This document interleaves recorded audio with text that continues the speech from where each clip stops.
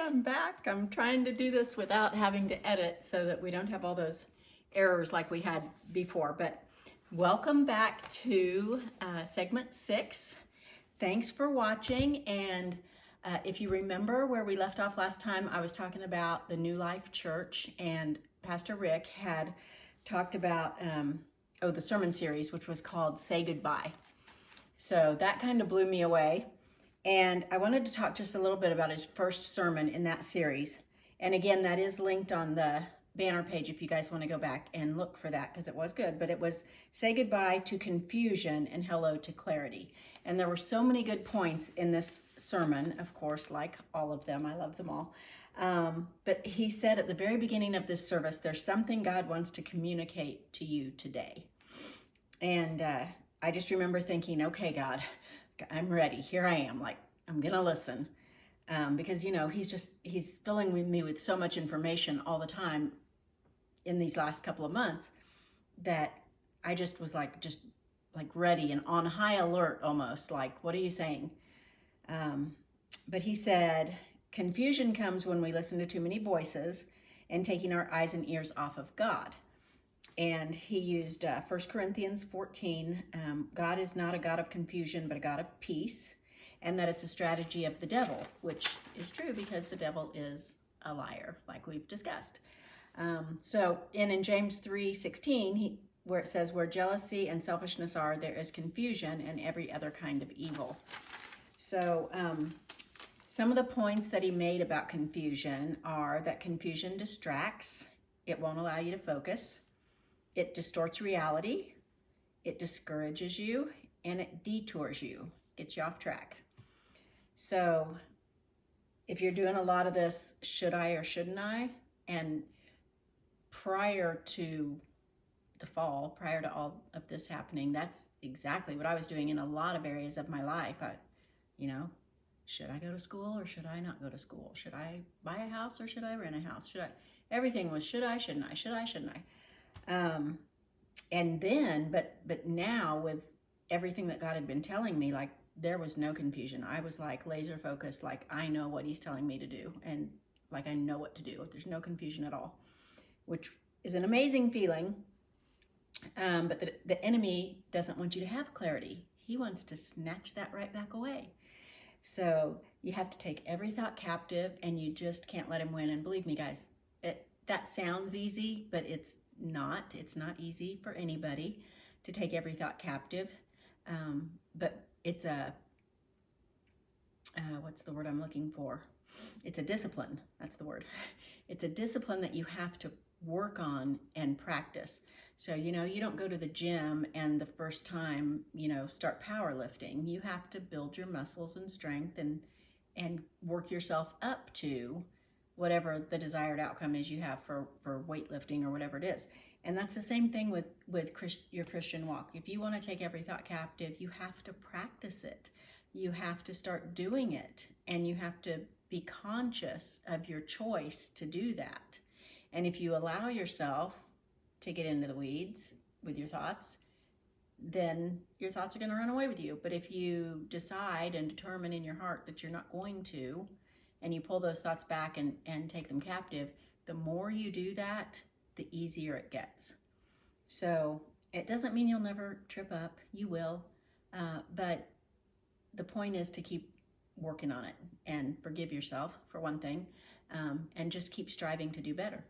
So I thought that was all very good stuff about the confusion and not believing the lies. And then T.D. Jakes, When Women Pray, I was in the chapter of Rhoda, which was chapter 8, and I wrote down the notes to pray and take action and keep praying and expect miracles and do something. And you'll have to read the book, you guys. It really is really good. And it's not just for women. I know it says When Women Pray is the name of it, but anybody can read this book, and there's lots of really good truths in it. So then I just want to share you a story about encouragement, because you remember I had shared up until that point of where I was in all this with my niece when I was visiting in Arizona. And she called me one day and she said, she had been worrying about some things. She had some things going on in her life that she was worrying over. And she was a little envious of all that was going on in my life because God was talking to me so clearly. And she decided she didn't need to be envious about it. She needed to do something about it. And so she did. She decided to be intentional and pray and recognize God's blessings and be thankful. And everything worked out. Everything she had worried about worked out. And before it worked out, she had such a peace. And that's the one thing that she had told me. She quit worrying. She just had such a peace. And then everything did work out, and it was wonderful. And it was just such an encouragement to me that she took the time to call me and tell me that, because of the story that I had shared with her, it had changed her life. She was back in the Word and back in prayer and recognizing and being grateful for the blessings. And so I just thank her for that and I know you're watching, baby, so thank you. But then the next day, God told me to write down everything that he was telling me. So he's like, you need to get this written down. So I got out a pen, started writing some more. And one thing he told me is that when you go to Arizona, you're going to have about a month of being very lonely, very homesick, very sad, and very unsure. And he was not wrong. But he told me that, I believe, to prepare me so that I could start praying about it, which I did, and so that I wouldn't be surprised or caught off guard or doubt, because all I have to do is go back and go, no, he told me it was going to be like this. It stinks and it doesn't feel good, but he told me it was going to be like this. And he said, hang on, because the victory is coming. So I'm hanging on. So he definitely told me, again, to move to Arizona. And I wrote down that I didn't know why, but that's what he told me. And one of the other things, I won't tell you all the things he told me. We'll get into that later. But he told me that the YouTube channel will encourage people. And I know this is only the 6th segment, but I've already had so many messages from you guys in the different ways it's encouraged you. So I'm already so blessed that it is encouraging people. But he also told me that I would write a book. And I do not know where that came from, but I wrote it down because he told me I was going to. So I'm not going to be doing that anytime soon, I don't think. But it comes back later, so you'll have to hang on to that for later too. So later that day, because I'm thinking about the YouTube channel, right? So I reach out to Jake Reeves. Pastor Reeves is at New Life in Gardner, and he's the creative arts pastor. And so I just messaged him and I'm like, can you help me? Because here's what I'm wanting to do with this YouTube channel. I kind of told him what I had learned and what I knew I needed to do. And then I said, but I need a logo, and here's the 2 things I'm looking at. One was the word move, and one was a compass. And he said he definitely liked the compass better.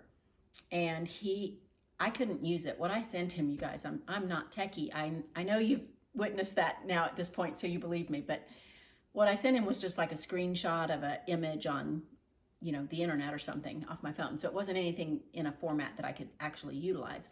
And so he sent it back to me in a usable format. Like he had recreated it in a usable format. He's amazing. Thank you, Jake. So what the compass means to me is Jesus is my true north, and the Holy Spirit is with me wherever I go, and I will go wherever he sends. And so that's very special to my heart. And so if you see my logo and the compass, hopefully it'll make sense to you about moving forward and going where he sends. But I am not a professional, as I have said before, so I don't have all that tied in yet, and I don't have my intro made yet, but it's a work in progress, as am I. So I just thought that was really cool of Jake to do for me. And then one of the things that it taught me in all the millions of YouTube videos that are out there, and I was trying to find ones, I would pray first and ask God to please send me to the one that would help me, because there's so many when you do a search for something. But it said that you need to have 4 videos already ready to upload before you publish your channel, and you have to have 6 months worth of content. And they said you need to post twice a week minimum. So that's a lot of content. Like, to have ideas for what are you going to do, you know, how are you going to keep your channel going once you've told your story. And I was near tears, you guys. I was just like, God, 6 months, I gotta have 52 ideas on top of this. Like, that could take me 3 years. I don't know how I'm ever gonna get that many ideas. And I don't know if you guys are, first of all, I don't know if you're on Facebook, but if you are, I don't know if you have ever heard of the group called View from My Window, but it started during COVID, and it was where the whole world was quarantined, right? Everybody's locked in. And so people just would take a picture of whatever was out their window, and they would explain what it was. So some people had these gorgeous views, you know, rolling hills and rainbows, and other people had a little cement patch, you know, and that was their back patio or whatever. But nobody cared. Everybody, they would just say what it was, and then everybody made all these nice comments about it. And so this channel, this group grew really, really big. It's worldwide now. I mean, there are, I don't even know how many people are on this, but I turned off my notifications for it because it was dinging me all the time, you know, that I had a new message, and because there were so many people. But the other day, well, when I was doing this, it was January, one of them popped up, which I hadn't seen it in a while, and it popped up, and it was a woman from North Carolina, and she said, and it's Susan, hi Susan, and she had posted the story of Abraham, about when God told Abraham to leave, and that's the same story he gave me. And so I was reading it, and she said God told her to move across the country from California. And so I was reading her testimony. First of all, was amazing, but then there were comments. There was 1.2 thousand comments, and all the ones I was seeing were other people who were saying God told them to move across the country. God told them to move across the country. God told them to move out of the country. God told them, I mean, there were just so many.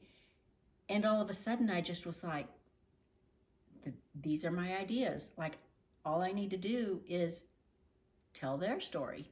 Like, everybody's got a story about this. Like, God's moving in hearts, and it's not just me that he's moving. And so I reached out to Susan, who I didn't know, in North Carolina, and asked her if I could call her. And she said that I could. And so I called her, and she told me about her God adventure with her and her husband, which I will wait and let her tell that story when we get to that. I told her she'd be my first guest, so she's excited about that, and her husband. I said, I don't think your story's over yet, because I think your story's going to be on my channel. And so she's just tickled. She told her husband about it, and he just couldn't believe it either. But she had a lot of the same elements as my story, like, you know, everybody thinking she's crazy and that sort of thing. So it would be very interesting for you guys to hear her story. But then I shared my story with her, and she just was blown away. And one of the things that really struck her, and I think I skipped over this when I told you guys my story. I think I skipped this part because I was telling it to her. So it's already happened, and I haven't told you. But I take my grandkids on a Grammy date. So I just go in age order, and I don't have a particular time frame that I take them, but, you know, I'll call the next one that it's their turn, and I'll say, you know, do you want to go on a Grammy date? And it's just me and whichever grandchild. Well, the 2 6-year-olds, they invite each other to go with them, so sometimes we double up. But at any rate, I had taken Ellie. Hi, Ellie. I hope you're watching. I had taken Ellie, who's 8 years old, on a Grammy date, and we were sitting at Pizza Street. Yeah, I think it was Pizza Street. And we're eating our pizza, and we're talking, and she was telling me about her favorite YouTuber. I think it was Nick Dolphin that she was talking about. But I said, well, did you know Grammy's going to be a YouTuber? And she was shocked, of course. She thought that was way cool. And she asked if she could watch, and so I told her she could. And then I was telling her, I knew she knew a little bit. She had heard Mom and Dad talking about Grammy maybe moving, and I knew that she knew a little bit. So I just said, you know, that I really was going to move, and that God had told me to. And she, like, just put her hands on the table and looked me dead in the eye. And she said, Grammy, you have to go. Don't be like Jonah. And it was so sweet that she knew. She didn't know what 1,200 miles was. Her mom did kind of compare it to when they went to Florida on vacation, but you know, then later she was worried about me because of the war and everything, and she was afraid Grammy was going to be in danger. So she really didn't know what 1,200 miles was and that I was going to still be in America. But it was very, very sweet. And so when I was telling Susan about my story, she said, you know, out of the mouths of babes. And that just really struck her. That was the one thing in my story that struck her, was that my granddaughter even said, you got to go, Grammy. So after I got done talking with Susan, I was in such a state of worship. I don't know what else to call it. I was, again, on my knees, on my face, bawling my eyes out, uncontrollable bawling my eyes out, and just worshiping God. I was just like, this is amazing.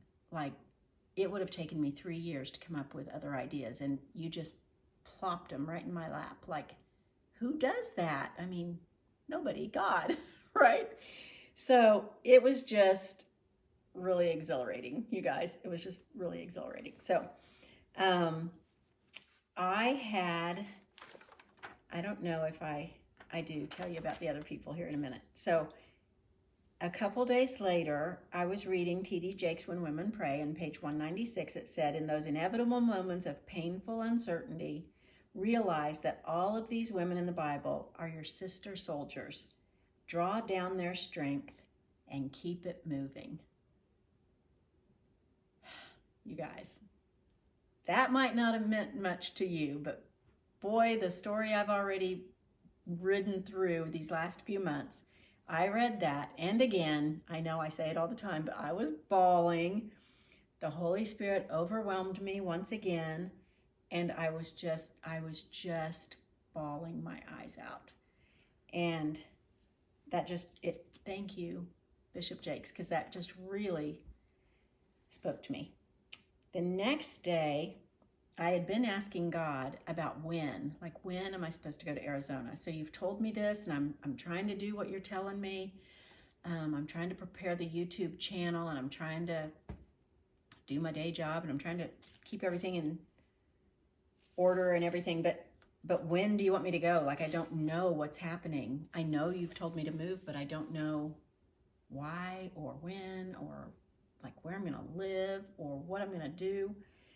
And so I felt like he was telling me March 1st. And I just asked him that night when I went to bed. I just was like, could you just confirm that for me? Because I feel like you're telling me March 1st, but I don't know if I'm rushing it. I don't know if, like, I don't want to push and get ahead of him. I tend to do that. For those of you that know me, I have a little ADHD, maybe a lot of ADHD. I tend to push. So it's very hard for me to slow down and be patient and wait. Those are not my strong suits. But he knew that when he sent me here. So I asked him if he would confirm that, and he did. He did. I had a dream that night. I actually had 3 dreams that night. They were all different, but they were all the same too. And when I woke up, I knew immediately what he was telling me. And he was telling me to go March 1st. So that was awesome, because then I knew. So then I called, I had a lady I called in Australia. Okay, she lives in Queensland, Australia. Shireen, I hope you're watching. I talked to her, and she told me her story, and everybody told her she was crazy, her and her husband. And but she said it was so clear, and she knows, and I'm not going to give away her whole story, but God moved her to Australia. So she has an amazing story to share too. And then I spoke with Lynn, and Lynn, hi, I hope you're watching too. She's got a great story as well, and also has adopted kids. So we had a lot of things in common, she and I. And I spoke with a lady in Florida and California and New York and East Africa. There are all these amazing people. They thought I was crazy. One lady I won't say which one it was. You know who you are if you're watching. I messaged her and asked her if I could call her. And she said, I said, God's doing a thing, and I think that you're going to be part of it. And she said, okay, like ... but if this gets weird, I'm going to block you. And I said, that's fine. And go friend me. And then you'll see that I'm just a real person. Like, I've been on Facebook since I think 2009. So she could like go back and totally stalk me. And she probably did, because now we're friends on Facebook. So she must have thought I was okay. I must have checked out. But all these people said, yes, yes, yes, they'll help. They'll help. And they're all excited that, that their story's going to get told. And so I'm just really excited about that as well. And I have a whole page of notes from Lynn. So Lynn, I'm not going to tell your story on here, but I've got a lot of notes from you. But then on the 30th, I wrote down that I felt oddly distant from God, and I didn't like it. I didn't draw near to him, and I took the girls on the Grammy date, and then I watched a KU basketball game. I'm a big Jayhawk fan, Rock Chalk.